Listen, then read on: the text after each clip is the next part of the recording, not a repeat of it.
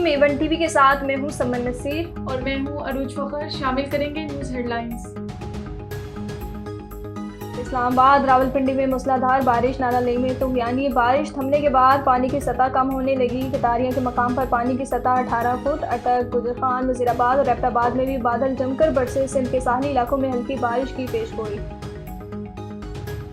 मानी पीटीआई 9 मई वाकयात पर मशरूत माफी पर तैयार, कहा पहले सीसीटीवी फुटेज सामने लाई जाए, अगर पीटीआई के लोग मुलविस पाए गए तो माफी मांग लूंगा। बानी पीटीआई का ज़मान पार्क में पेट्रोल बम के इस्तेमाल का इतराफ, ज़मान पार्क के अलावा कहीं पेट्रोल बम इस्तेमाल नहीं किए।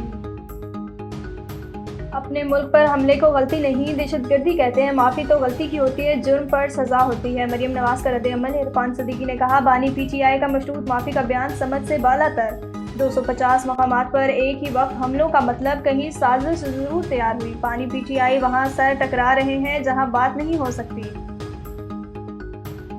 हुकूमत और जमात इस्लामी के मुज़ाकरात का चौथा दौर ब्रेक थ्रू ना हो सका, आज 5वीं बैठक लगेगी। अता तारर कहते हैं बिजली की कीमत कम करना वज़ीर आज़म का विजन है।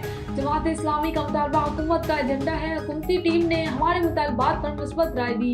हाफिज नईम और रहमान का आज आगे की जानिब मार्च का ऐलान।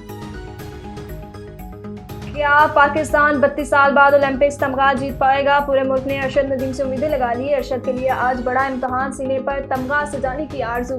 जिलन थ्रू फाइनल में कई नामवर एथलीट से मुकाबला, मेडल जीतना चाहता हूँ, कौम दुआ करे। अरशद नदीम का पैगाम। न्यूज़ स्टूडियो से फिर वक्त इतना ही। मजीद खबरों और अपडेट्स के लिए देखते रहिए A1 टीवी। A1 टीवी, सब पे नजर, अंदर की खबर।